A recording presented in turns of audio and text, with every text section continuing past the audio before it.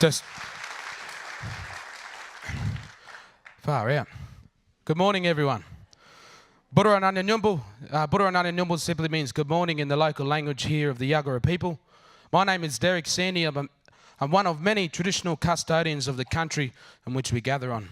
And I've been given the honour here today on behalf of my family and my tribal group of the local people to be able to conduct a welcome to country. If anyone doesn't know what a welcome to country is, a welcome to country is done by a traditional custodian of that language group or that clan group in the region. The language group in which we gather on here today is a part of the Yuggera language group, and the Yuggera language group stretches from the south of the Caboolture River right down to the north of the Logan River and out towards the foothills of Warwick and Toowoomba. There's many different Aboriginal tribal clan groups that make up the Yuggera language group. I descend from two of those clan groups. The clan group that we gather on here today on the southern parts of the Brisbane River is what we call Yurongpan clan. Yurongpan meaning the sandy country, in which my last name actually got its name from translating from Yurong, meaning the sandy people, to the English name of Sandy. So that's how I got my last name. I'm named after the country and the soil. My great-great-grandfather, Billimba, is a place just east of here, Balimba. Billim meaning the peewee. So my great-great-grandfather's traditional name was Balimba, meaning the peewee. But Billim meaning the peewee, Bar meaning the place of the peewee. So the spiritual totem out there on the eastern parts, East Brisbane. Totem for this area, South Brisbane, is what we call Kurul. Kurul's the little water rat, and Bar meaning the place of the water rat, Kuropa. So The reason why I mention those places is because they're very significant for our people, teaching about the spirit and the spiritual totems that guides us through the country. And that's what a welcome to country does. It welcomes in the good spirit, which we call Buranuguru, welcomes in the totem spirit to look after all the visitors that are travelling through the country. Yurongpan country boundary line stretches from the eastern side of Tingalpa Creek, which flows southwest right down to the Logan. Then you follow the Logan River to the southwest as well, because it kind of goes on an angle from Russell Island at the mouth. And then we head up Oxley Creek and Waggaroo Creek, and then that flows back into the Brisbane River. Then we follow the banks of the Brisbane River on the southern parts out to the mouth, and then you head south once again back to Manly to where Tingalpa Creek mouth creek there opens up just out bottom of Manly. So in that vicinity there is all a part of Yurongpan country, in which my grandfather led the tribal group around within that tribal boundary. Aboriginal tribal boundaries are divided up by the creeks and river systems, and we have major pathway trees, old blue gum trees, munguru trees that are placed along those boundary lines, and they've been growing there for over 300 to 350 years. And they mark the spot. Just along Waggaroo Creek in Goodna, you'll see probably about 4 major pathway trees that reminds us that that's the boundary line before you cross into the next clan group, or even the next language group. On the northern parts of the river, from the eastern side of Moggle Creek, on the way to Moggle, just there on the left-hand side as the main road goes over, you can see one of those pathway trees that mark the spot. But from Moggle Creek there, along the northern banks of the river, right out to the mouth, then we head north to the Pine Rivers. You follow the South Pine River back to the west, and you come to a little town called Yoga, which is just north of Sanford. Yoga means, in our Yagara language, it means like no, I don't know. Because once you cross that creek line, you enter into what we call the Waka Waka language group, which is a completely different language group. And only the tribal headman of each group could speak up to 5 different Aboriginal languages and dialects. So my great-great-grandfather Billimba and also grandfather Bungary, who was born along Gardens Point on the northern parts, who was the headman of that country, they could speak up to 5 different languages. They would speak the Gubbi Gubbi language just north to the Caboolture, the Waka Waka languages out to the west, the Wunjabara Yugambeh language south to the Logan, to be able to communicate with the other tribal headmen and negotiate any disagreements or stuff like that when travelling through country. Message sticks are important for our people. It's a way of respect. So message sticks will be done up if we was to travel into those parts, cross those tribal boundaries into that country. And they'll let the other headmen know why it might be the reason for going to hunt food in their country or gather certain resources. So those message sticks will be done up by the tribal elders, the headmen of the country, and they'll be passed on to the other headmen to let them know. So just along there near Yorga, Sanford area, it got its name because we say yoga yoga. When they speak, Waka Waka people speak in their native tongue would say yoga yoga. I don't know what you're saying. I come from Yagara country. It's the same for them, Waka, meaning no, to let us know what language group they come from. Then we follow the creek line back to the south, back up around Burulkuta, Mount Cootha, then linking up with Moggle Creek once again, then flows back into the Brisbane River. So that's all a part of the Magunchin and Mugachin clan on the northern parts, and also Yurongpan on the south here. And those are the 2 clan groups on my mother's side. My father's side, he comes from central Queensland, a part of the Birragubba language group. We've got over 350 plus Aboriginal language and dialects here in Australia. I believe now the rates are dropping down to over 120 languages to be spoken fluently, but we're linking up with modern technology to be able to preserve those languages and keep those languages alive. Growing up in Queensland for me was very important, my spiritual identity as a young person. So I run an educational group. I teach the young fellas in my family and also other Indigenous young fellas to be proud of their spirit and proud of their history in which we gather on, because our history is also your history. A lot of the country, a lot of the suburb names take on Aboriginal language, Yagara language names that make up our suburb. Tuong, Koi Cockle. It's a storm bird. Lets us know when the rain's soon to come. Kooparoo, native dove. On the north side, Wooloowin, Wooloowin, Wooloowin, native pidgin. We name places after the characteristics and the spiritual totem that's in that area. So what that's the animal, the sound that the animal makes, we name those parts of the area. So St. Lucia and Toowong area, that's all a part of the storm bird and the spiritual totem for that area. So in my native tongue, I would just like to welcome you all here by saying Nei Malachinita Anya Jara, which simply means I'd like to welcome you all here onto my country on behalf of my great-great-grandfathers. Balka Buduru Nuguru, calling out to the good spirit. Balka Yurungpen Bulamba Bangari, calling out to the grandfather's spirits to come and join us and look after everyone as we travel through the country. And Balka Barabang, calling out to the grandmothers to look after us as well. So thank you very much on behalf of Yurungpen dancers and also the Yagara people and my elders and my family. Thank you very much for getting me along to conduct a traditional welcome to country and welcome you all here spiritually and also formally onto my country. So thank you. Nani Ninjin, see you later. Thank you.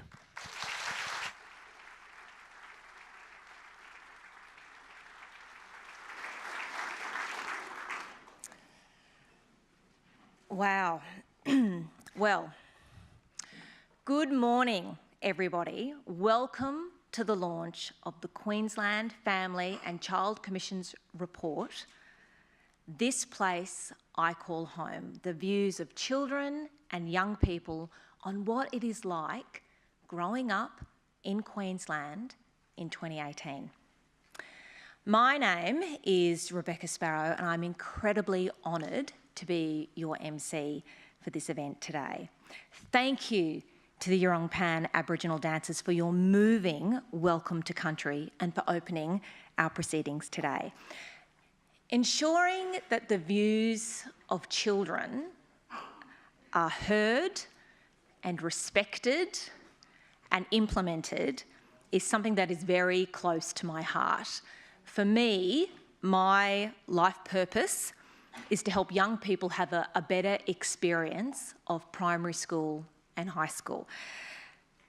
That's what I feel like my life purpose is now at the age of 46. However, when I was 15, and if I had been interviewed for something like this when I was 15, I would have told you that my life purpose was to marry Vinnie Del Tito from Young Talent Time and to work as a children's TV host. Sad but true. Neither, are we surprised? Neither of those things happened. I blame the fact that I had a corkscrew perm and wore a lot of stonewashed denim. Thank you, 1987. Okay, but still, back then, if I had a purpose, I thought it was to be a host on Wombat or Simon Townsend's Wonderworld. Instead, I was robbed. No, instead, I have become an author. And part of what I do is I talk to thousands and thousands of teenagers every year about resilience, about kindness, and about how to recognise a great friendship. What does a good friendship look like and feel like, and how can you be a good friend? I hold several positions that help me do that with young Queenslanders. I'm an ambassador for the Pyjama Foundation, which helps give children in foster care the opportunity to change the direction of their lives through learning, life skills and confidence. I'm also an ambassador for the Team Girls Initiative, which is a partnership between the not-for-profit organisation Reach Out, Netball Australia and also Suncorp, and that's about trying to create a nation of confident girls. And perhaps most importantly, I'm a member of the Premier's Queensland Anti-Cyberbullying Task Force. As many of you in this room today would know, we recently released our report, Adjust Our Settings, a community approach to address cyberbullying among children and young people in Queensland. That report had 29 recommendations to address cyberbullying through a community-wide approach. There is no one answer. It focused on parents and carers, the community, schools and government. So today we're going to be hearing from people who've been closely involved in the Growing Up in Queensland project. The Queensland Family and Child Commission's Youth Champions are here and they help design the Growing Up in Queensland project. We'll have the opportunity to meet some of the champions shortly and they'll tell us about their key findings. I'd like to welcome all the students and teachers who've taken the time to be here today. What a punish missing out on maths and science and English. Here you are today. A special hello if they're here from the kids from Magnetic Island in North Queensland. Maggie is an amazing place to visit. And I'd like to welcome the Honourable Yvette Darth, Attorney General and Minister for Justice, to the stage to officially launch the Growing Up in Queensland report, This Place I Call Home.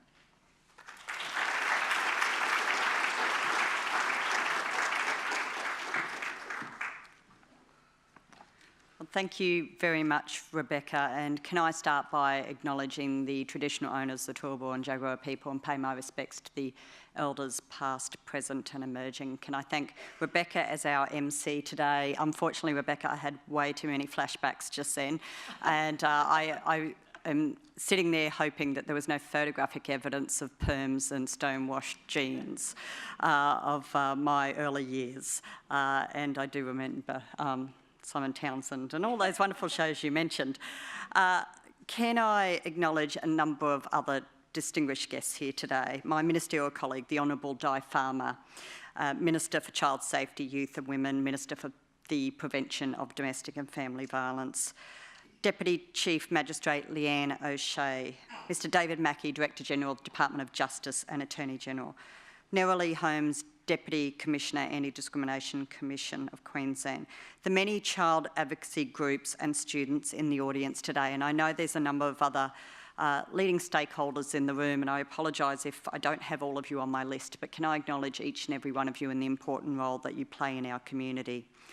I'd also like to acknowledge and thank the Queensland Family and Child Commission's Principal Commissioner, Cheryl Varden, for her leadership in child protection and for the large amount of work Cheryl and the QFCC team undertook to produce this wonderful report, This Place I Call Home, the views of children and young people on growing up in Queensland 2018.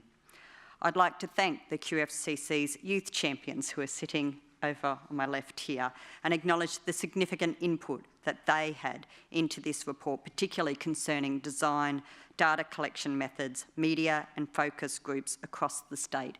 You don't get over 7,000 children and young people engaging in a report like this unless you're asking young people themselves to help design how that communication should occur. And so I thank each and every one of our youth champions for the incredible work they do, for being a strong voice for young people. And if ever you need to feel inspired, just talk to one of these young people because they are truly inspiring. And it is young people like this and all of the young people who have contributed to this report and those that haven't got a voice, that it is what people like myself and Di, elected representatives, community organisations, it's why we get out of bed every day, to make a difference in young people's lives. And a report like this just gives me so much hope for the future when you get to see such wonderful contributions.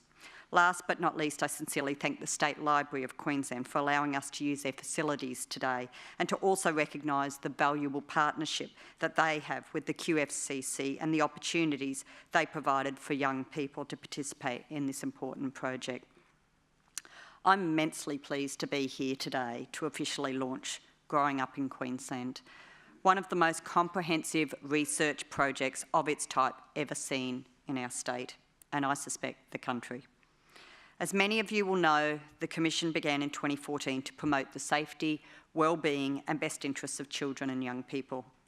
It was one of the key recommendations of the Queensland Child Protection Commission of Inquiry.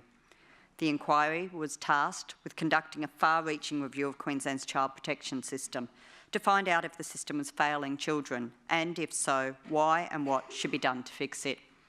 Critically, the Commission provides an independent leadership role that supports a coordinated, whole-of-government response to improve outcomes and prevent harm to Queensland children and young people. It does this through key legislative functions, and I think it is important to mention a few of them to give you all a better idea about the vast amount of work of the QFCC that they engage in. Oversight of the child protection system, promoting and advocating the responsibility of families and communities to protect and care for children and young people. Sharing research and knowledge, which is critical to the delivery of high-quality, evidence-based services. Refocusing attention on prevention and early intervention for families. Taking into account the particular views and needs of children and young people and their families and Aboriginal and Torres Strait Islander communities, whose children are overrepresented at all stages of the child protection system. And maintaining a child death register for the key purpose of helping to reduce child deaths. High-quality child protection and child health services are two of the most important functions governments can deliver. The Queensland Government's committed to an accountable, transparent and cost-effective system that supports vulnerable children and families. Those services must be responsive and effective so the community can be confident the government is doing its best to protect children by supporting them and their families. When there are high-profile instances of child death or serious harm or abuse, justifiably these events cause widespread community concern. Our ultimate aim, not just of government, but of all of us in our communities as a society, is to protect and care for some of the most vulnerable members of our community, sometimes at a time when our families are unwilling or unable to look after them. The Commission aids this intent through its systemic oversight functions, evaluating how we deliver child protection and family support services against state and national goals. But the Commission's remit goes further than just safeguarding the needs of the most vulnerable members of our community. It has broad responsibility to promote the safety, well-being and best interests of all children and young people, and to educate families and communities so they understand the collective need to protect and care for children and young people. It also coordinates a multidisciplinary research program about evidence-based policy and programs, driving best practice by developing cross-sector partnerships that collaborate and build capacity with government and non-government sectors.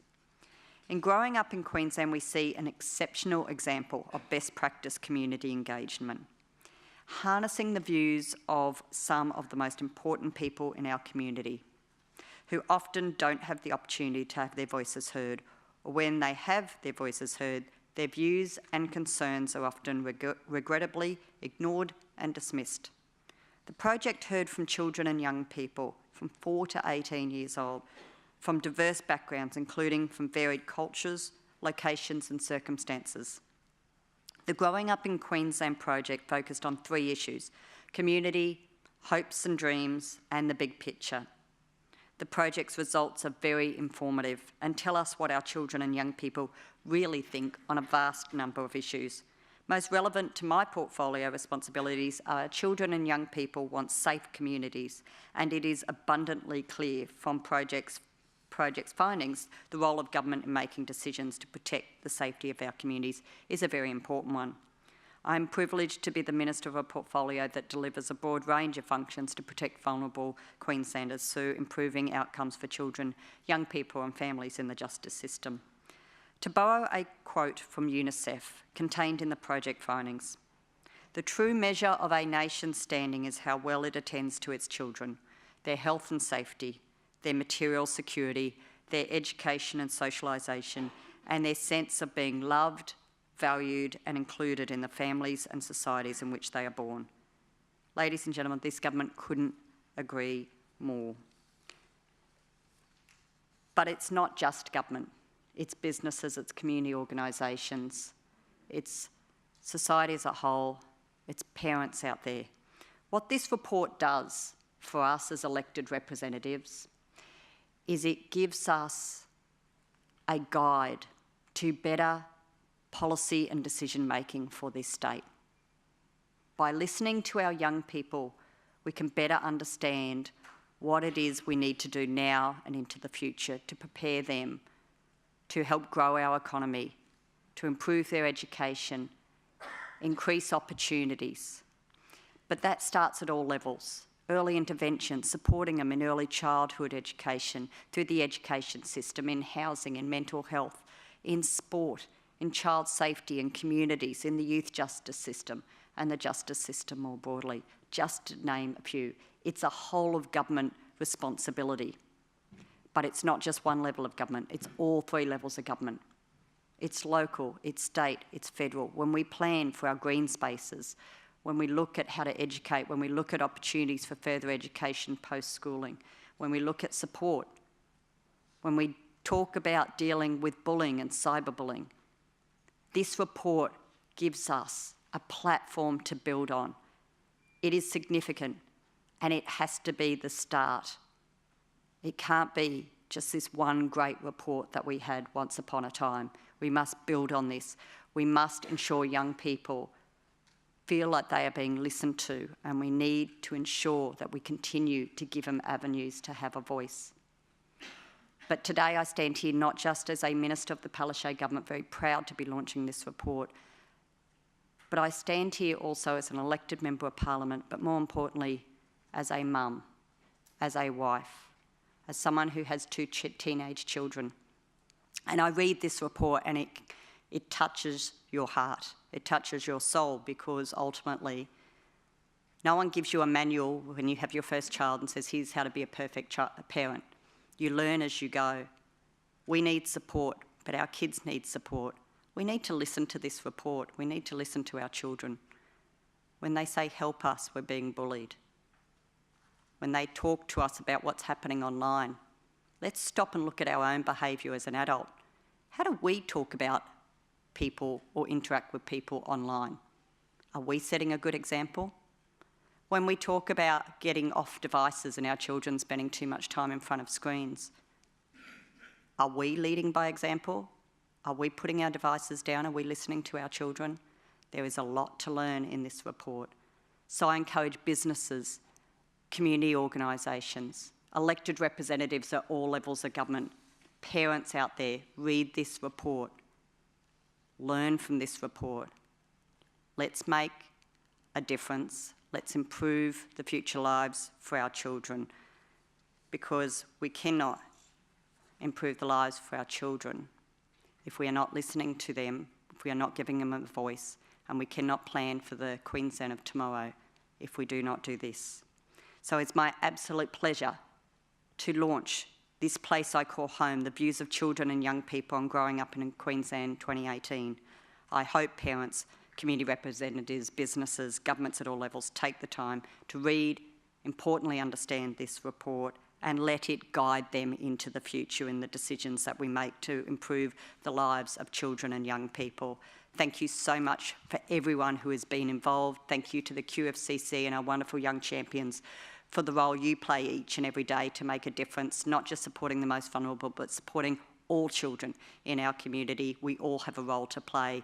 This wonderful report is just the start. Let's build on this and let's make better lives for our children. Thank you.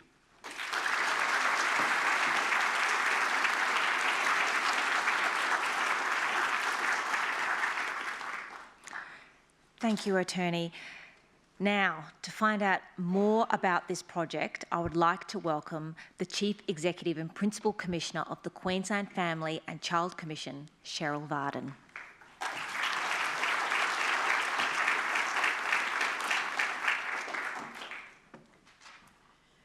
Thank you very much, Rebecca, and good morning, everyone. And I'm very pleased to welcome you all here today for this significant and happy occasion. And I have to say I am blown away by the Attorney's words, and I think that the way in which we have seen amazing support and the resonance of messages through this report is very heartening to me. So thank you, Attorney, very much from the QFCC. And we will be persistent, I undertake. That's one of our qualities. Right, back to my script. I'm just a bit emotional, I have to say. It's gorgeous. And I wish to acknowledge the traditional custodians of the land on which we're meeting and pay my respects to their elders, past, present and emerging. And I want to again thank the Honourable Yvette Darth, Minister for Justice and Attorney General, and also the Honourable Di Farmer, who is with us today, who is equally as supportive as the Minister for Child Safety, Youth and Women. And the fact that they've taken the time to be here today with all of you, I think, speaks volumes about the responsibility we all feel for children and young people growing up in Queensland. And isn't Rebecca just the best choice for an MC too? And our youth champions have been the stalwart group behind all of us, I think, that you'll hear from later, are just wonderful to have you here. So there are a lot of you here who are distinguished guests, and I feel a bit uncomfortable and not recognising everyone because that's my way of going about things. But I'm keen to move forward. But welcome. It's lovely to have you here, and you'll be hearing from us. And I'm keen to move forward to hear the youth champions present the findings from the report. But I want to acknowledge the children and young people who are here today. First of all, Magnetic Island kids, put your hands up. Oh, there's the old teacher's way. There you go. and Casey, the principal. They were in my office last night with Philip and myself, and they got through the biggest piles of biscuits and muffins you've ever seen in no time flat. So that was gorgeous. And we've got children, I believe, who are here from Brisbane Central State School. Where are you? Okay, yes, great. Ipswich Central State School. You here? Yes. Hi, kids. Kelvin Grove State College. Some of you are here? Yes. Lockyer District High School. Some of you? Yes. And the Samford Valley Steiner School. Hi, everyone. And the Toowoomba Flexi School. Hi. And it's great to have you here, and thanks for responding to our invitation. That's lovely. And I want to thank also our partners who supported the project, the Education Department, the Independent Schools Association and Queensland's Catholic Education Commission, together with the Croatian Kindergarten Association and the Good Start Early Learning group. And your involvement has been tremendous, as has that of parents, I have to say, and teachers. And I also want to thank the State Library for today's superb auditorium. Rachel Browning from the State Library is with us today, so thank you, Rachel. We've been partnered with the State Library on this project from the word go. It's our host today, and there's something that I find very moving, something to reflect on, and that is the data that we've collected from children and young people right across Queensland. And it's not just what's in our public report, but all of that data, de-identified, gets to be stored by the State Library as part of the memory of Queensland. And I think that's wonderful, because that means that means we can look back and say, what was it like being a kid growing up in 2018 in Queensland, and how have we built on that? So, around about this time last year, we began to plan how we could ask Queenslanders aged 4 to 18 to share their thoughts, opinions and ideas on the things that matter to them. And one of the questions I've asked from time to time of the children, young people, is how many children and young people are there in Queensland between 0 and 18 and between 4 and 18? And you know what? They're pretty spot on most of the time. The Magnetic Island kids last night, you all said, oh, around 25%, 20%, something like that, spot on. 1.2 million, which is around 20%, a bit more, of children and young people between 0 and 18, and we spoke to 7,000 of them, or heard from 7,000 of them between 4 and 18. So we thought we'd start off by setting a goal. I thought I was setting a big stretch goal, 4,000 young people, but the project had a mind of its own, driven by the children. So a combination of word of mouth, a great campaign, and the tireless support of our partners saw our project grow to include the views of more than 7,000 young people, and we can build on that. And we knew quite early that we had a juggernaut on our hands and that we would exceed our early visions of success. And I think it really came home to us when one young fellow said, could we come back every week, please, just to have a chat? Because he was enjoying it so much and wanted to keep on chatting about those themes that the attorney mentioned. And we gathered, just by way of background, we did have a survey, but we also had 102 workshops involving over 1,500 children and young people, and we had 1,300 written responses to 5 different postcard questions. And they're out in the terrace, out on the terrace, for you to look at. And I sit and read those, and I can't stop reading them because they're touching, they're funny, they're insightful, they're wise. One of the questions that I smile about is, what would I do if I were mayor for a day? Very insightful. Have a read. And lovely, lovely feedback. And we also sat and worked with the Littleys, the 4-year-olds, and when they were painting, and helped them write on the backs of their paintings the story that they were writing about. So the team travelled nearly 32,000 kilometres by many forms of transport, from the Torres Strait to Longreach, Mount Isa, the Gold Coast, southeast corner, little schools with few children and big schools with lots of kids. And they even took a wrong turn, which I didn't know about, and got lost in the middle of the Daintree forest at one stage. So all told, the journey, our journey in talking to and hearing from children and young people took us almost as far as once around Australia. And as the attorney said, it's one of the largest projects of its type in Queensland and the state. And it's unique, partly because it was designed by children and young people themselves. They had a say, we consulted, we heard their views, we worked out 3 themes. We didn't go to them with adult determined problems. We went to them with 3 open-ended questions, areas for them to start to build a conversation. So we didn't define issues for them or problems for them. We wanted to hear from them on a range of things and respect their views.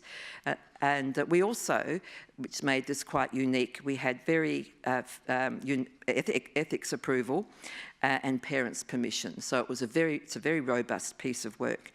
And I participated in several focus groups, as did Commissioner Philip Brooks, just down here, and he was heard to sing We're Going on a Bear Hunt for a kindy group in southeast Queensland to get the children talking. And Philip also took the chance to participate in focus groups at his old school in Townsville. So it was a great effort from all people, groups, individuals at the QFCC.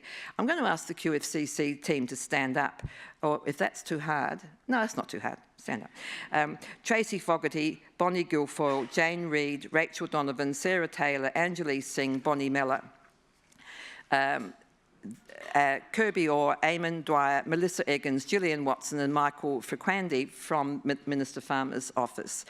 And they didn't all, I have to say, travel, but the team, there was travelling involved, there was writing involved, there was transcription involved, but it was a huge team effort. So will you please thank the QFCC team with me?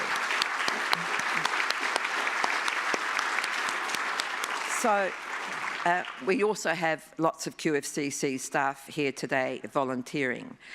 So what do they want to, what do young people want to have from the adults in their lives? We're going to be hearing a lot more about that in just a moment, but they want to be included. They want to feel heard and have strong, positive relationships with other people, and they want adults, in particular parents, to listen to them. And this is an interesting, picking out some of the things I found particularly interesting. We've heard that there's a lot of criticism these days of our young people and their addiction to screens, but what they tell us, and this is for policymakers, is that they're being driven to everything digital. Games for recreation, screens for education, websites for resources. And I thought that was an interesting challenge. And they say, some of them, that technology is becoming a burden, something you have to keep up with and live up to. They want real conversations and real connections. And so they told us how they would like leaders and decision makers to make Queensland an even greater place to grow up in. And we know that collectively we're all doing our best in our various roles to do just that. They want to know how to manage workload and stress. They want supportive families. They want their friends around them. They want to be respected by adults. They want to be able to do the things they love and are passionate about.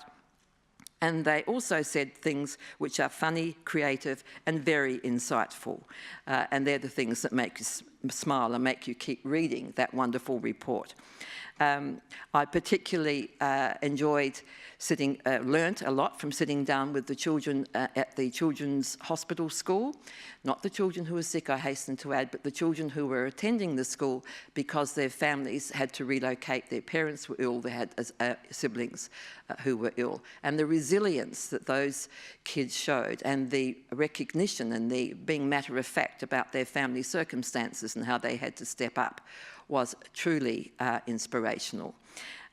We heard things like, we asked, Philip and I said, what do you think our jobs are and what would you like us to do? And one dear little girl said, I think it's your job to bring joy into the lives of children.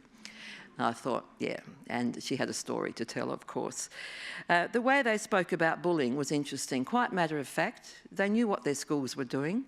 They knew how to talk about it, but they didn't know how bullying bruises and burns and hurts, and all of us probably have been bullied at one stage or other, and you carry that with you.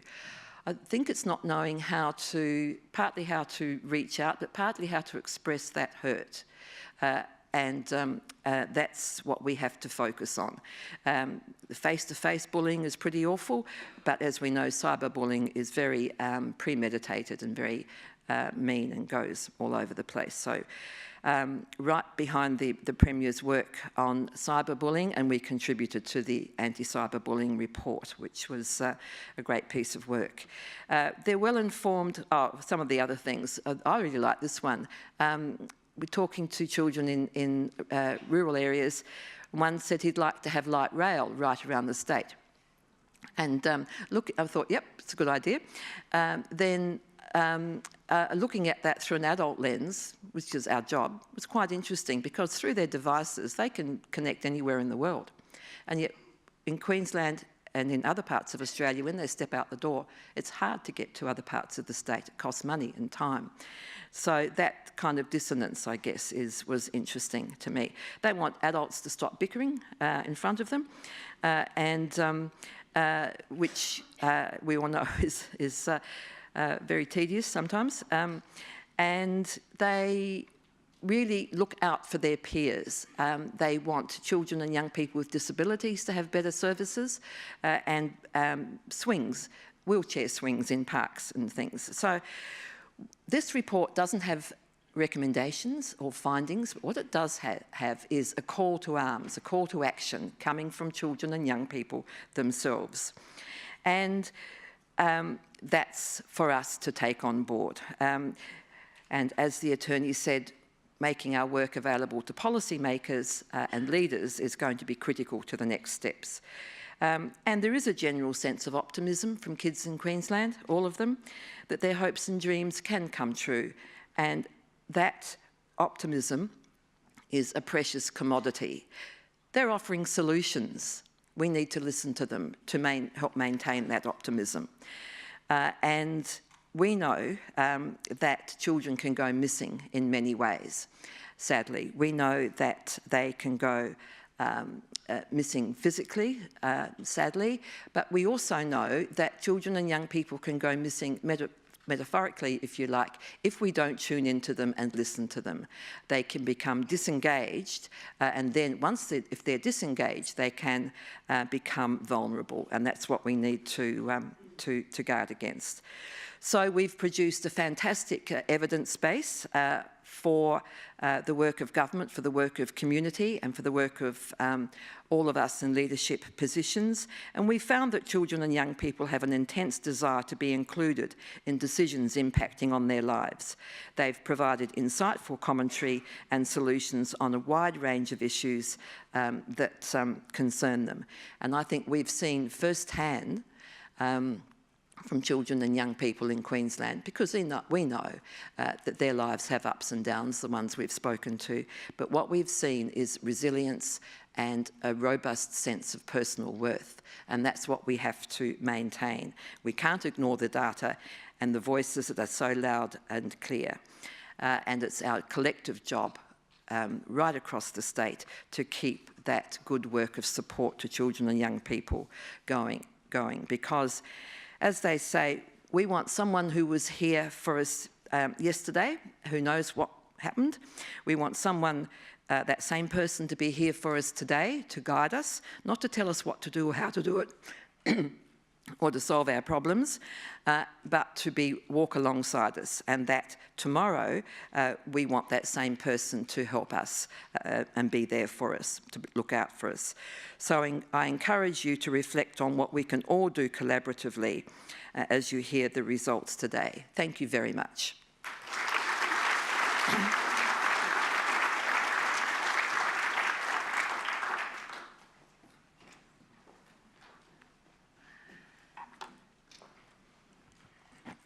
Thank you, Cheryl. Well, as Cheryl said, more than 7,000 individual views of children have been captured. And that's what makes the Growing Up in Queensland report one of the largest projects of its type ever conducted in this state and probably in Australia. But this project is different in other ways as well. The target age group started at just 4 years old. I think possibly in the report there's a 4-year-old who said they wanted to see more robots on the street, and look, I'm with you, yes, agreed. And it goes all the way through to 18-year-olds. Many projects also often target much more narrow age group and only tend to engage with high school kids and beyond.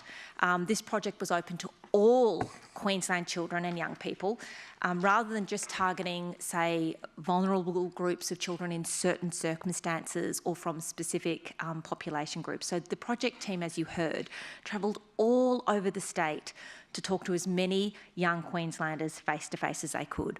And instead of focusing, I think this is so key, on what adults think is a problem or issue, the project did ask really broad questions so children and young people could really explain what life is like for them growing up in Queensland. As you just heard from Cheryl, children and young people from the Commission's Young Advisory Council helped design and deliver the project. The Youth Advisory Council works with young people across Queensland through schools, agencies, organisations and support groups to identify the important issues. They talk to children and young people and use their ideas to create ways to solve these issues. And today we're going to hear from some of the Youth Advisory Council members firsthand. We've got Rosie, Caroline and Eloise, and they're going to tell us what we found out during the project, and then Anika and Tom later will join us in a panel discussion. So as Rosie, Caroline and Eloise make their way up to the stage, come up here, girls, I'm going to share with you. Do you want to? I'll just come up one at a time. Okay, well, I'll tell you first about Rosie. Rosie is in Year 8 and has been the Junior Ambassador for Queensland Children's Week for the past 4 years.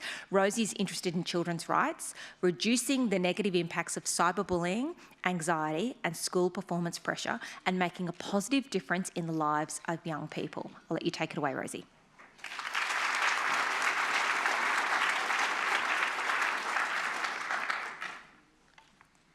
A sense of community is important to children and young people. Strong communities are essential to their learning, health and well-being. The Growing Up in Queensland project asks children and young people about their lives, where they spend their time and how their communities could be improved. They had a lot of positive things to say about their communities and their experiences of growing up in Queensland. Having an understanding of what children and young people think about their community helps everyone create and preserve a Queensland for the future. It helps to identify their priorities and how we should invest in them. Young Queenslanders define communities as the physical places, towns or neighbourhoods they live in, the places they spend their time, and the people they spend their time with. They are a part of many different communities, which are all important to their sense of belonging and connection. Children and young people told us these are the important elements of a strong community: the people they know and spend time with, the people who support them, when everyone comes together, helping each other during tough times, community spaces, and celebrating culture. Children and young people value relationships and connections with people in their communities. These relationships provide reassurance, comfort, and support. In particular, spending quality time with parents, carers, and family is very important to them. Pets also play an important role in their lives and provide emotional support, comfort, and unconditional love. They listen judgment-free. Children and young people value cultural and ethnic diversity in their communities. They particularly enjoy it when communities come together to celebrate and to learn about different cultures and traditions. They said this makes their communities vibrant, welcoming, and inclusive. More than half of young people surveyed said they can trust in their community and that people are nice to children their age. However, there is more that could be done to make children and young people feel respected and valued by their community. When they are not in school, children and young people like to spend their time with their friends in a range of places like shopping centres or cinemas. However, in focus groups, they told us that socialising in groups can be difficult, as adults assume they are up to no good and will ask them to move on. They said that having fun and engaging activities in their community is really important to them. They provided examples like recreational facilities, skate parks, bikeways, and swimming pools as good places to spend time. They said different sports are important for their health and well-being. They provide opportunities to socialise with other people their age. Children and young people want safe gathering spaces to hang out with their friends without an obligation to participate in organised activities such as sport. These spaces should be inclusive and comfortable and could include things such as Wi-Fi, couches, and activities. In rural areas, young people told us there aren't as many things for them to do as there are for kids in urban areas. They said it would be great if there was more retail, recreation, sporting and creative activities and places to hang out with their friends. Green and natural spaces are very important to young Queenslanders. They love to play outdoors and want places to run around, be active and hang out with friends. They want these spaces to be accessible for everyone. They suggested there should be more playgrounds with equipment that people of all ages and abilities can use. When you are young, you often rely on public transport to get to places. We need reliable, affordable, and regular public transport so we can get around independently. Kids told us many activities and events are too expensive. Activities need to be made more affordable so children and young people can participate too. Kids' perception of neighbourhood crime influences their sense of safety and belonging and their attachment to their community. Although 3/4 of those surveyed said they feel safe in their neighbourhood or town, more than half said there could be more safe places for youth in their community. Media reporting about local and global events can make them feel anxious about their safety and the safety of their family and friends. When they see or hear about things other people do, like drinking, fighting, and drug taking, it makes them feel unsafe. They want to be able to talk about these worries with someone who will listen to them and provide perspective. Children and young people think about the dangers of speeding and crossing roads safely. School students are worried about not having enough footpaths when they walk to school. They would like more designated bike pathways so they can travel independently. Queensland's children and young people have a strong sense of social justice and speak passionately about the need for everyone to feel included and have the same opportunities. But nearly half of survey respondents said they had personally experienced unfair treatment in the past 12 months. More than a quarter said they had seen someone else being unfairly treated because of their body shape, physical appearance, skin colour, mental health, sexuality, cultural background, gender, or disability. Some Aboriginal and Torres Strait Islander young people told us they had experienced racial profiling. Some young people from non-English speaking backgrounds also told us they had felt unwelcome in their community because of negative attitudes towards them or things reported in the media. In focus groups, kids asked for more awareness and services to make communities more inclusive and supportive for all people. Even from a young age, Queensland's children and young people have a clear and rich understanding about their communities. They told us how everyone can make their communities better places for people their age. They suggested more green spaces, playgrounds that cater for people of all ages and abilities, accessible and affordable public transport, varied recreational options including different sports and creative arts, youth-friendly places where they can hang out with friends, more retail and entertainment options, and adequate services to support people who are less fortunate. Thank you. I would like to introduce Caroline to talk about the hopes and dreams of children and young people.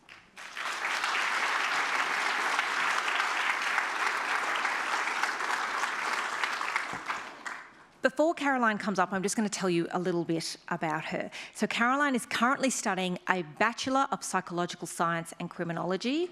Is that correct? That's it. She's a strong advocate for children and young people living in out-of-home care because she was in care for most of her childhood. Caroline's interests include improving the way we help children and young people living in out-of-home care and young adults living with mental health issues. Please welcome Caroline to the stage.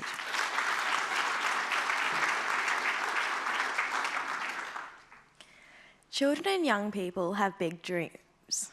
Understanding the hopes and dreams of young Queenslanders helps everyone to better respond to their needs, target investment, and to support them to develop the skills to navigate in an ever-digital advancing world. Overall, Queensland youth are positive about their future. Their goals include further education, training, and finding a job they are passionate about. They understand the importance of having a balance between responsibilities and free time to do the things they enjoy. Children and young people know they have an important part to play in their own success. They told us that to achieve their goals, they need to be optimistic and know how to face challenges, search what they love to do, and to be true to who they are. Young people care about their education. 3/4 of children and young people who responded to our survey said it was important to them and will help them achieve success in the future.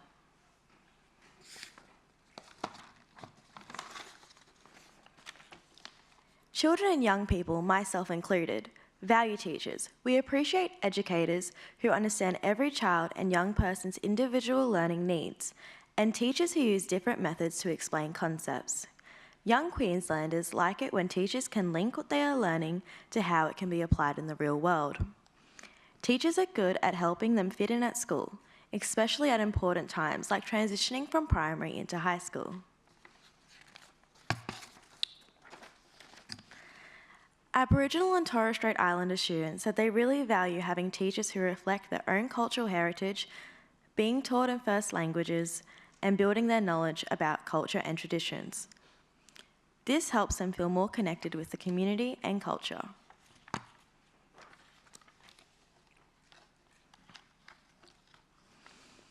In focus groups, many students spoke about the upcoming changeover to the Australian Tertiary Admission Rank, also known as the ATAR system.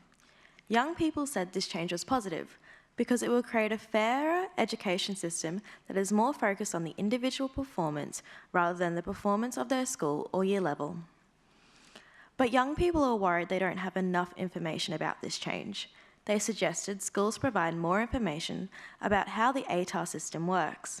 This includes information about new assessment methods, how this will affect the way they need to learn the content, and how their grades are calculated.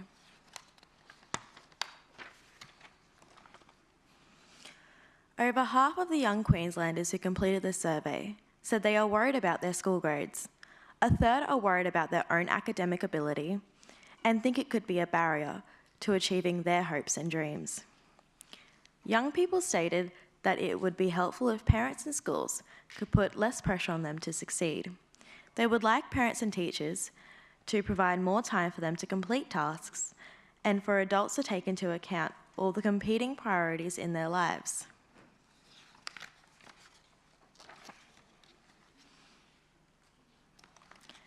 Children and young people begin to think about their careers at an early age and look to the adults in their lives as role models. They value talking to others about their plans for the future, particularly with people already working in their field of interest. When young Queenslanders think about their future plans, they talk to a range of people, including parents or carers, friends, family members, and teachers. But under 10% of the young people surveyed said they would talk to a school counsellor. Across the state, many primary and high school students were unsure who their career counsellor or guidance officer was, and they didn't know that they could play a role in helping them make decisions about their own future. Almost 1 in 5 young people surveyed said a lack of information could stop them from achieving their hopes and dreams. They said they prefer talking to someone in person to get answers to their specific questions, rather than just accessing the information online.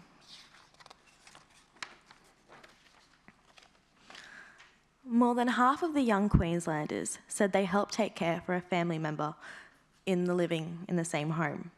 Majority of those said caring for others did not stop them from doing other activities.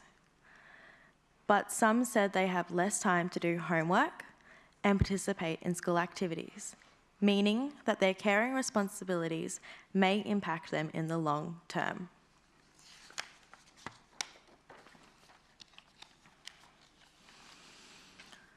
Most people said they feel unprepared for life beyond school. They said it's important to have practical skills and relevant information to help them prepare for life as an adult. They would like to know things like how to manage finances, how to be mentally and physically healthy, and how to be better prepared to apply for jobs. Most children and young people said their future plans include further training or education. However, they said a lot of things could stand in the way of these dreams. These include the high cost of moving away and living independently, limited subject choices at school, and issues with the internet, which impacts their ability to access online training.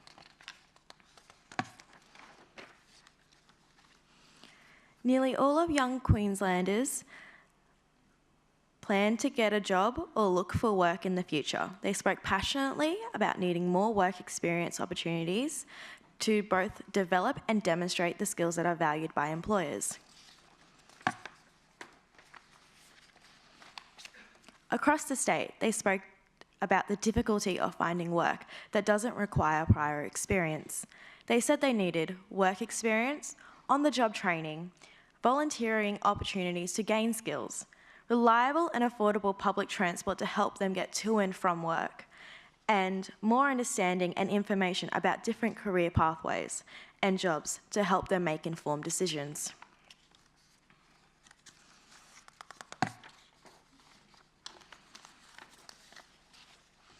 Children and young people think about the impact of technology on the workforce and how this could affect the availability of jobs in the future. The skills needed to join the workforce are changing, and children and young people want to know what are the most important skills and how can they get them. When supporting children and young people to make important decisions about their future, they want adults to help them find and understand relevant information.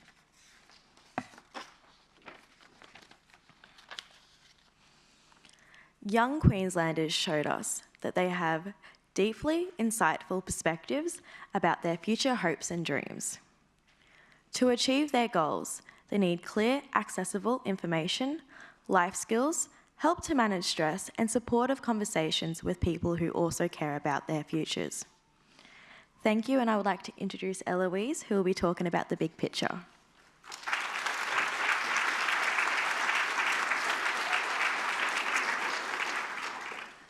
Thank you, Caroline. Let me tell you about Eloise now. Eloise is studying a Bachelor of Social Science, correct? And has previously studied nursing. She's a young mum with experience of living in out-of-home care. Eloise uses both her personal experiences and her professional knowledge to empower children and young people to have their voices heard. Come up here, Eloise, we'd love to hear from you.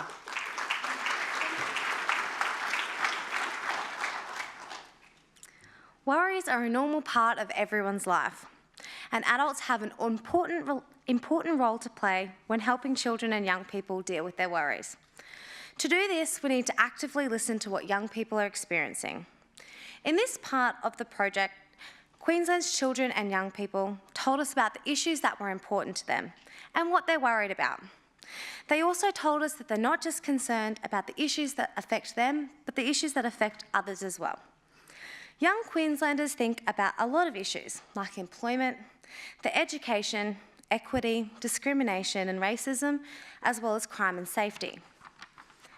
However, the important issues that young people are most concerned about are bullying and cyberbullying, mental health, drugs and alcohol, and the environment and climate change. More than 2/3 in the survey told us that bullying is the top issue facing children and young people today.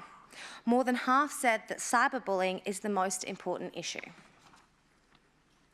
Young Queenslanders who were surveyed said that in the last 3 months, nearly half had been bullied face-to-face and nearly a third had been cyberbullied. 1 in 5 also admitted to bullying somebody, and 1 in 10 said they had cyberbullied another person.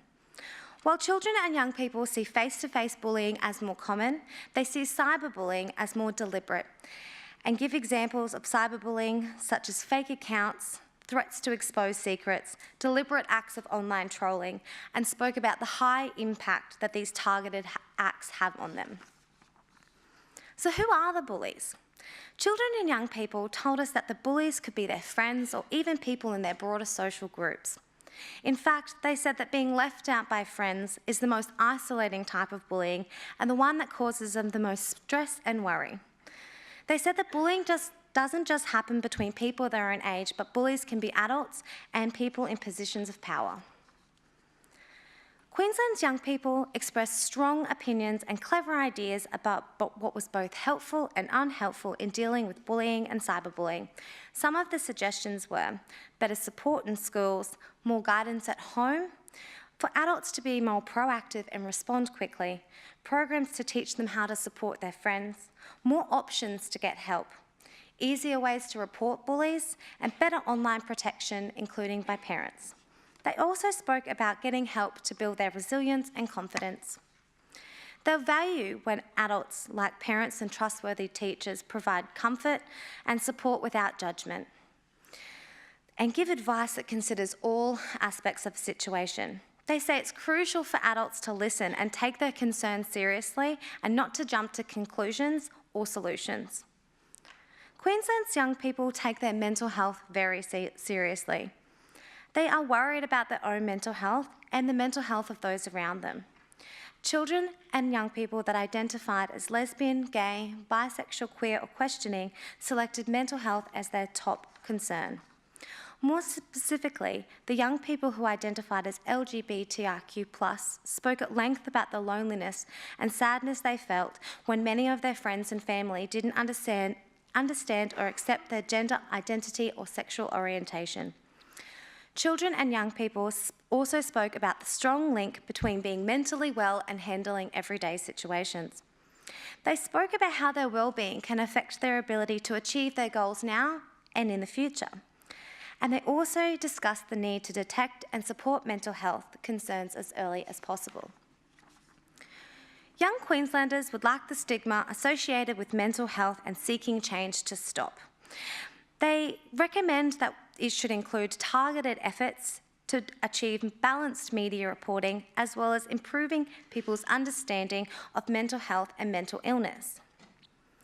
Children and young people of all ages emphasise the value of having good friends that they can turn to when they need help with mental health concerns. In fact, 2 in 3 said that supportive friends are important when they need help. They spoke about how the mental health of others can impact on them and suggested more education be provided to adults who may be struggling with their own issues. They want to know how they can support adults by building their own skills to be more confident and understanding in these situations. A particular example was seen in Central Queensland Focus Group. The young people spoke about the drought and unemployment and how the impact that this has had on their parents, and how they're worried they won't be able to support them through this tough time. They shared stories of the impact of local suicides and were quick to praise workplaces and had introduced professional support systems to help. Children and young people want adults to listen to them without judgment. They suggested that adults should be open-minded, available, calm when approached with mental health issues. They want adults to reduce the amount of pressure that they put on children and young people and help them seek support when they need it. Drugs and alcohol were also featured in the top 5 issues that for children and young people across all Queensland regions, regardless of their cultural or racial background. Drugs were reported as a bigger issue than alcohol, and teenagers spoke about the issue as a whole. Children and young people said that they learn about drugs and alcohol use from their peers and adults in their lives. Drugs and alcohol were also mentioned as options to deal with boredom in communities where children and young people reported not having much to do with their free time. Children and young people are particularly worried about drugs and alcohol because they're easy to find, there are many social and physical consequences with substance abuse, there are safety concerns of the use, and the behaviour of intoxicated people can harm others. So when we asked what needs to be done about the issue of drugs and alcohol, children and young people highlighted the need for harsher penalties for drug use and more strategies to help young people be less susceptible to the pressures from their friends. Children and young people suggested more factual information about drugs and their effects, as well as good role models. They said this was helpful when adults have open and honest conversations about drugs and alcohol early on. Children and young people said that they rely on adults to teach them how to stay away from people who use drugs and alcohol and how to say no. Parents and carers seem to be being in the best position to provide this type of guidance. Children and young people appreciate the natural environment and are concerned for its well-being. They are concerned about the decline of the Great Barrier Reef, urbanisation, land clearing, pollution and plastic. Preserving green spaces is really important to them now and in the future. Aboriginal and Torres Strait Islander young people identified the importance for caring for country and culture as a strong part of their identity and would like more opportunities to spend time on country, learning traditions such as bush medicine and hunting from elders. They're worried about the future generations and that they're not going to have the opportunity to see the places of spiritual and cultural importance expressed a desire for more opportunities to work on country, such as rangers. Young Queenslanders identified more practical methods to help the environment and are passionate about raising awareness of the ways that adults can reduce their environmental footprint. They listed reducing plastic, more recycling, more environmentally friendly transport methods, and reducing water and electricity consumption as easy solutions. They spoke about the need for more community-based environmental resources, such as community gardens, e-waste recycling facilities, and container refund schemes. Community programs such as clean-up days and recycling education initiatives were seen as essential. Many children and young people spoke about their involvement in initiatives such as Clean Up Australia Day and Earth Hour and wanted to see these types of programs expanded more broadly. They want their leaders to cooperate both nationally and internationally to find solutions. Children and young people suggest that we help the environment by considering the impact of development and protecting animal habitats, more sustainable uses of resources, and actions from everyone across the community, business and government. The results of Growing Up in Queensland project clearly demonstrate children and young people have insightful views and opinions and practical, innovative ideas about the place that they call home. Children and young people that told us that just by taking part of this project and discussing these issues and concerns, they felt more included. They said it was important to know that their thoughts were shared with others their age. So to all the young children and young people who took time to have their say about how to make Queensland a better place, I thank you. Your insights and solutions are truly remarkable. Children and young people want to be involved in the decisions that impact their lives. They want adults to respect their opinions and they value face-to-face relationships. They want to have conversations about their futures and how to deal with the things that they're worried about.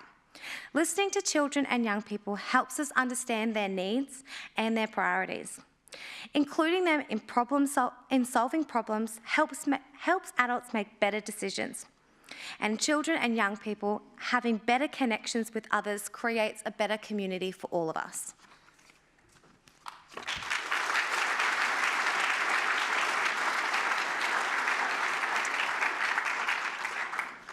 Well, thank you, Rosie and Caroline and Eloise, for sharing with us the voices of 7,000 children and young people.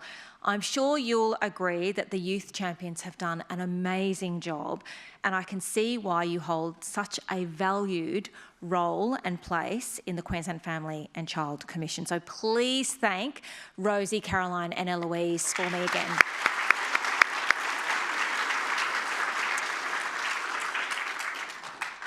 So, goodness, there was just so much to take in from that report, even from those snapshots. And it's clear that young Queenslanders are optimistic, but that there is so much more as adults that we need to be doing and that we need to be stepping up. And certainly, one thing that I took away from my time on the anti-cyberbullying task force is that we know if we just look at devices alone, that they have the ability to white ant our lives when they steal our attention away from our children and from the family rituals and traditions, which really bring so much meaning and a sense of belonging and safety into the lives of families. And the moment we are there with phones in our hands, disconnected and disengaged from the people around us, that's a problem. I thought even listening to that, I thought even, the thing about our obsession with news as adults and the impact that that is having on our children when they're hearing so many scary news stories all the time that I did not hear growing up. There was not a 24-hour news cycle when I was growing up. And I think that's clearly having an impact. And I thought something else that really grabbed me just then was, I speak to so many kids and they are so keen to volunteer in whatever way, whether it's for work experience or just to be a part of the community and to do acts of kindness. And they don't know where to go to do that. So I thought that was really interesting as well. So soon we're going to have, I'm going to host a panel discussion about the Growing Up in Queensland findings. And if you've got questions about what you've heard today, you will have time to ask them then. But next, we have something very exciting. We have a poetry performance with a difference. Have any of the students here heard of slam poetry? You know what slam poetry is? You guys from Maggie, you know what it is? Okay. Slam poetry is it's performance poetry. It combines elements of performance, writing, competition, and audience participation. The name slam, I'm told, comes from the fact that the audience has the power to praise or sometimes destroy a poem, and from the high energy performance style of the poets. Our next guest today was a grand finalist at this year's Slammed and finished Year 12 just last week, huge achievement. Tali McConaughey is a 17-year-old poet from Bribie Island. She began writing poetry for the purpose of performance in 2016 and most enjoys the way that poetry can generate an atmosphere from nothing other than language. Now that she's finished high school, she hopes to eventually publish her poetry and other writings as she continues to explore creative arts inside of and outside of university. Please welcome Tali.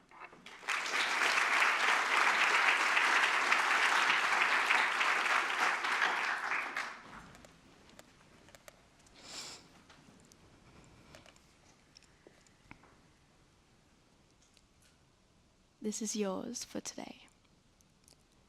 You lived right by the beach. The threat of flooding woke you up from your smooth dream life some days, peeked its head above ground level like it was trying to be cute, but it was always okay, like magic. There was an ice cream shop and a jetty that rocked you gently, and you never broke a single bone. You never even got sick. Your hair lightened in summer and you thought the waves were most enchanting in winter. And then you were older and wiser. Your grandmother would start calling you an old soul. You were about to leave to go to school in the city. Greet all that shiny, well-networked prestige with humble sweetness. You lay awake at night sometimes in the weeks before, feeling displaced in a momentary rental, hovering center stage in a tiny white room, the bed against no walls. There was a single unbreaking tone in your ears, and everything moved independently of you, and you thought you might be at the point of origin of the entire universe. Condemnation had struck you at the base of the skull, uncertainty. Something unromantic and wet cold. You thought of yourself young, finding apples at the bottom of the cupboard and really testing that best before date on bottles of milk when you made your brother breakfast. Hardworking parents who made the best bread on the island, who laughed gorgeously, who argued that working hard warrants playing hard. You lay, hovering center stage in the grin white bedroom, ritualizing memory. Colored light diffusing like ink into the fabric of the lounge room as you held onto the walls the way sleepy kids need to. Women you'd never seen before dancing on the columns behind the couches. A thrum of working parts before you. Heave, shift, a glaring lack of the familiar. Bodies thrashing like fish. You felt sliced up then as you patted your fluffy socked feet back to your parents' empty bedroom and watched Fern Gully on a television mounted to the wall, a thing that carried rhythm excellently until no one could walk to put another song on. You wondered for a while why your parents' friends developed accents after your bedtime and why you watched so much strange TV. You wondered why, beneath the door, there was a strip of fuzzy lights chasing each other, turning pink, turning blue, allowing the passage of shadows every so often. You wondered how anyone still had ears left as hours and hours blew through one side of the room and came to a shrinking stop at the wall on the other. You pulled yourself up by the cord, suspended and swinging microscopically at a curious axis. You did surf lifesaving for a year. You didn't really like it. The other kids asked where you were from a lot. You yawned and squeezed your eyes shut tight and fell off your board into the rude shock of the water. No one wanted to wait around for you. You were so tired and slow. It was a defining part of you, you recognized, as you made drowsy snow angels in the whitewash, waiting for someone to save you. Perhaps that's where you really got poetry. still as Fern Gully played on the wall. You watched your mother wring her eyes with night colours. You watched her hair unfurl down her back, and you wanted to look like that. You wanted to work so hard that you could afford to look just like that on a Thursday at 5, a glamorous upper-class woman kissing the foreheads of young, expensive children. You knew how to make a drink before you could spell your parents' full names. You knew that when the house was messy and adults you recognised were asleep on the floor, make cordial, put it everywhere. Now, in the centre of your blank space room, picture this. It's a rerun. You'll remember it halfway through. The walls recede to somewhere you can't see. And you know you won't be going to school today. You wear gumboots with your outfit just because you can. You walk carefully, carrying a McDonald's breakfast to where your mother sleeps on a thin mattress in the garage. The ground is as sticky and stained as it is dull. She's not where she should be, so you drift out like a lone paddler along the wall, a hand brushing the surface the way kids' hands do. Outside, tools are rusting. Seed pods spit down on the plastic roof overhead.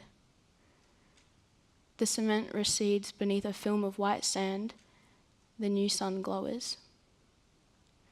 A low wire fence carries climbing leaves, and this scares you. Your mother is folded over it. Her dark hair spilling over her bare shoulders and her arms slumping onto the grass.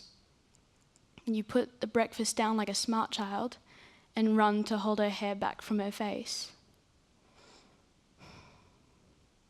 The same year I started school, I wrote in a card, "Happy birthday, Dad. I love you. Let's get drunk." Just like that. The confusion that came with being laughed at by 20 or so 30-year-olds was startling for a child just trying to be sweet. Thank you.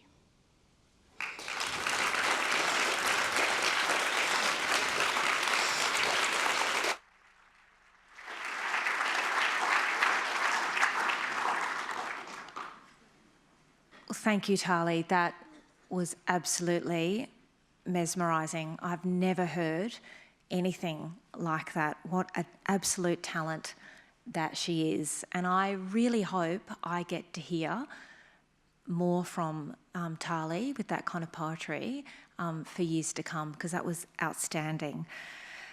Now, a project such as Growing Up in Queensland provides a strong evidence base for what's important to Queensland's children and youth. It provides information that can be used and expanded by other researchers, as well as valuable point-in-time measure of 2018. This is a time capsule moment, which future generations are going to be able to reflect on.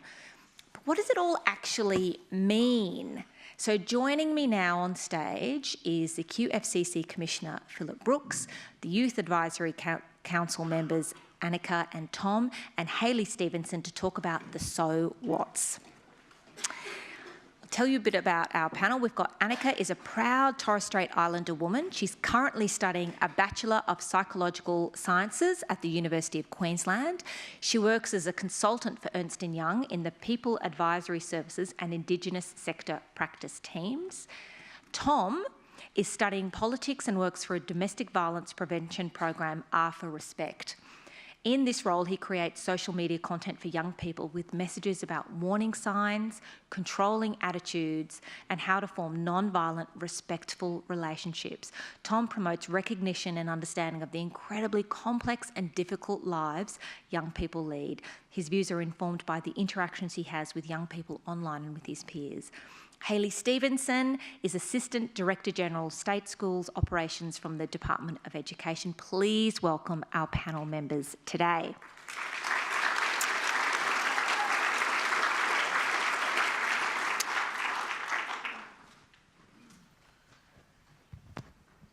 Now, as I said earlier, if you have a question about the report, you are going to have a chance to ask that in a moment. But I just thought I would kick things off and maybe start with you, Philip. I'm really interested in the fact that the children and young people that the report spoke to came from such diverse backgrounds, different ages, locations. So did you see real differences in their opinions and what they were looking for in life in Queensland? You know, just even looking at different genders, like were they after different things? What did they have to say? Yeah, great question. I think what was really interesting around doing and completing what we've been able to do is making sure that we touched all children in Queensland. So we weren't after a niche particular group or otherwise. We were trying to actually just go across cultures, identities, ages, genders. What I found very interesting, and Cheryl and the young people were able to show us as well earlier on, is that they actually are united when it comes to the issues. So we spoke about it before and we heard before.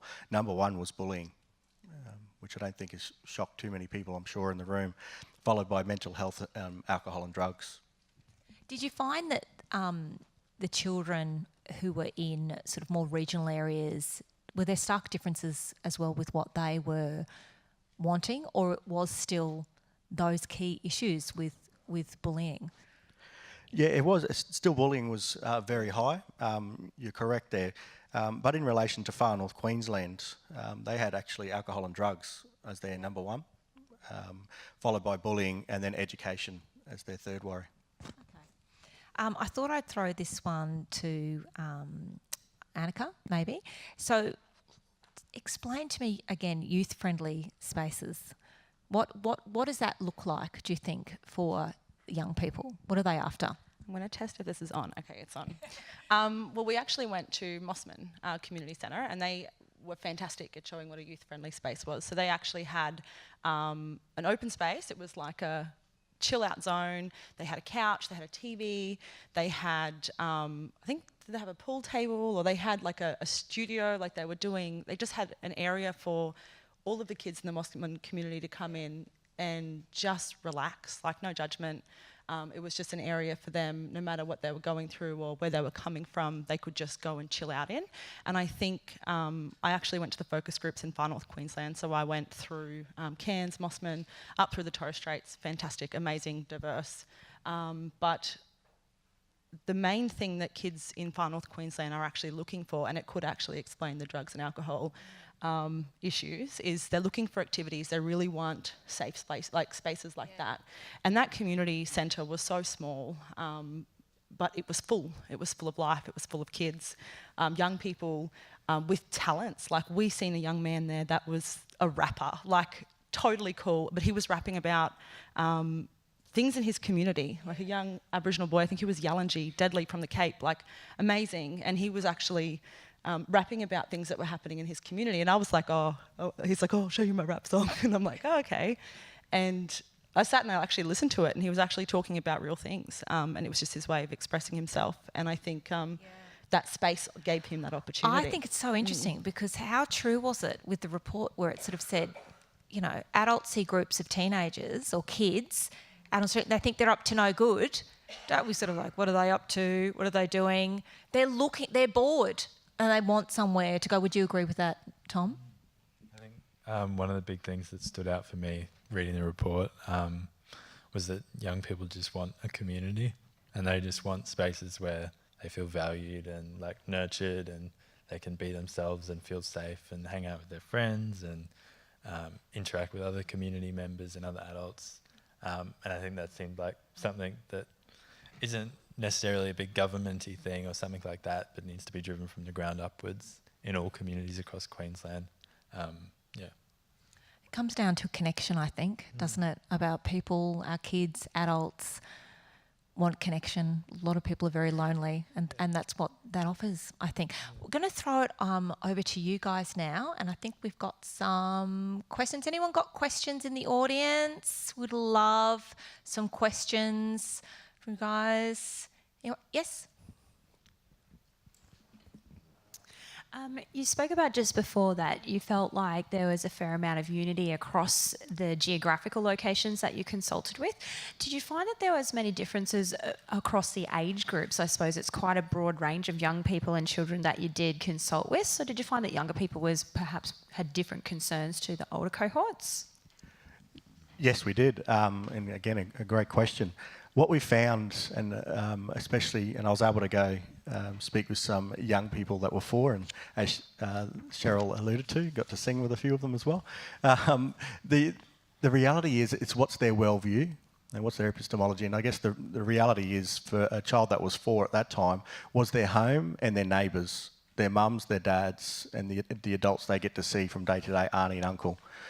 Versus the older groups, and which we heard about now, is where peers come in very strongly, worldviews, news, and what we do know is young people, of course, because of digital or otherwise, media 24/7, I was just blown away by their ability to understand or have knowledge of current issues. Absolutely blown away. So some of the young people I was able to talk to in my old high school, Pimlico High School in Townsville, they were 13-year-old young people, and they're talking about we want more education around oncology units. So, of course, you know, we did that in a really due process way, of course, unpacking that outside the group. But when I was 13, I'm not going to lie to you, I'm not sure if you were the same. Did the Broncos win on the weekend? Like, our young people are far beyond that today. Any other questions we could have from the audience?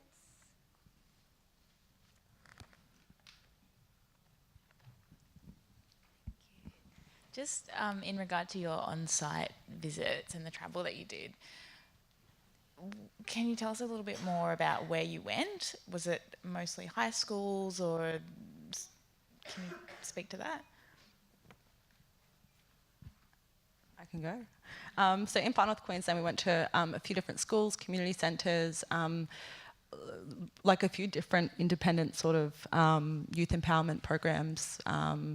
We went to, mainly schools. I held it down. Is that what you're saying? Sorry. Mainly schools and youth centres. I've got a question for you. Yes. Did you find it difficult to get the young people to... Did you have to go to them, to where they were, or did you organise it so they had to come to you, and did they show up? Like, so often I think as adults we sort of go, we're going to interview young people and we're over here, and then, you know, sometimes you're doing it in a location that they're never going to go to. Or so was that difficult? Did you have any difficulty accessing them and getting them to open up to you? Well, I think in the workshops that I attended, it was powerful having another young person in the room. Like, we went to their space, so we went to their classrooms, we went into their community centres and into their halls. So, and then I think it was good because we didn't come in with an agenda. So we didn't show up and say, oh, like, what's your answer to climate change? Like, we asked them, what's the issues? Like, what's in your community? What's making you happy? You know, what is it for you? And I think that we had some people who could really make the decisions and lead those groups, but then young people like myself who could go and sit on the floor and draw pictures and just chill out with the kids. And I think that sort of broke down that little bit of a barrier. And I guess going into their space and, you know, from the beginning of the workshop where they were all like, oh, who the hell are these people from the government and why are they here? To the end where they're like, oh, we don't want you to go. And I was like, my heart. I want to keep talking. Yeah, they just want to keep talking. And I got pictures and I was spoiled. Like, completely different, but I think going into their space, asking what their opinion is, and then offering solutions and helping. Yeah. Time for one last question. Has anyone else got a question?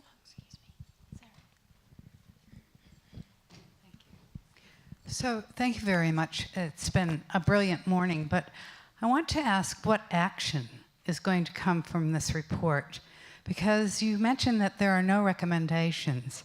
And so I fear that all these ideas generated by 7,000 people may fall flat or be shelved. So I'd like to know what concrete action will be taken. Thank you. Yeah, thank you. I think I think that's a really great question, because I guess if we looked at what we thought the major issues would be for young people, I think we would say bullying, mental health, drugs and alcohol. So we kind of know what the issues are, but I think the insights that we heard have been really valuable. So from the education department's perspective, we know that addressing cyberbullying and supporting mental health and wellbeing is key. And just this morning I was speaking with my executive director about the report, and because we are shaping the response to the Premier's Anti-Cyberbullying Task Force report, and we commented that that there's so much value in the comments of the young people that will help to shape what that looks like. So what our responses to bullying and cyberbullying in schools, what that looks like, how we'll involve young people in ensuring they have a voice at a school level in shaping those responses, and also around mental health and wellbeing. We know that young people feel that pressure and around achieving success. So I think as adults, as educators, as people in the community, and as parents, we owe it to young people to redefine what success is. And so within our education system, yes, success is, part of it is what you score A to E on a range of subjects. But I think when you talk to young people about what success at school was, it's about whether you felt safe, whether you had a sense of belonging, and whether you enjoyed those respectful relationships at school. So I think it's about changing the narrative and making sure we invest in those skills so that young people have the skills that we know that they possess, that they're able to harness all of these ideas and insights to be able to shape the future that they're entering into. Absolutely. Tom, did you want to add something? I just wanted to say, I think another important point that can come from this is that everyone's trying to make schools and communities a better place for young people to live in. But it kind of shows that there's a whole lot more work that needs to be done. And I think what stood out for me was especially in regards to mental health stuff in schools. And I think there's an incredibly large amount of pressure on young people currently. And adults don't need to tell young people what to do, but to just hold space for them, have open ears for them, and be sitting there willing to listen, hear what they have to say, and provide them with stuff if they ask for it. I was reading about unfair treatment of young people, especially like young queer kids, and that was quite alarming to me as a queer person. I thought that was, I don't know, it was just, I think a lot more needs to be done, and schools and communities need to be a whole lot more nurturing, and just to be there for young people to say, oh, we can go to you and we know that you're going to be there for us to listen. And for it to just be a more safer, nurturing place for young people. Absolutely. Well, I want to thank our youth advisory members, Annika and Tom, and Hayley Stevenson and Commissioner Philip Brooks for joining our panel discussion today, and I'll allow you to go back down to your seats. Thank you.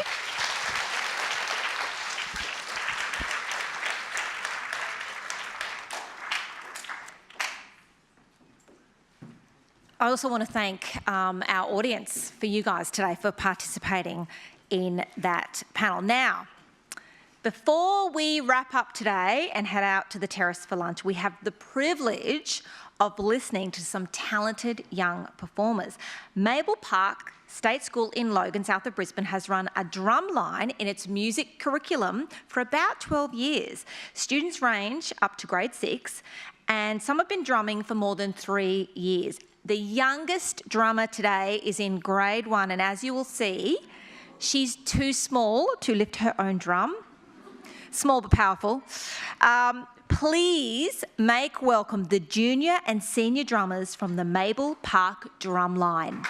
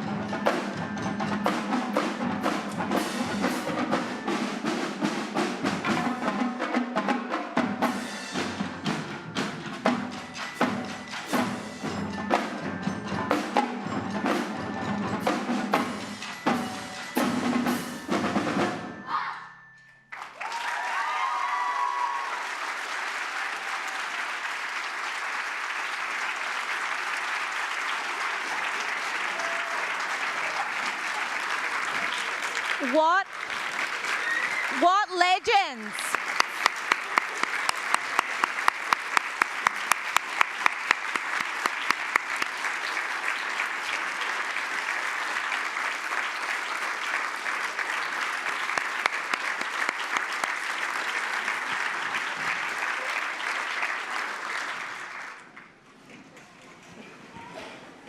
Well, that is the coolest thing I have seen this year, Maple Park State School. You are absolute legends.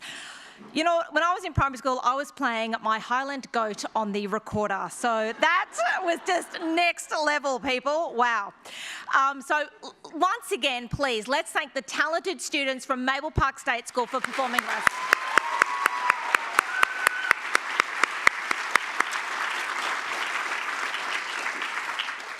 I really wish every speaking gig that I did ended with that kind of performance. That was like amazing.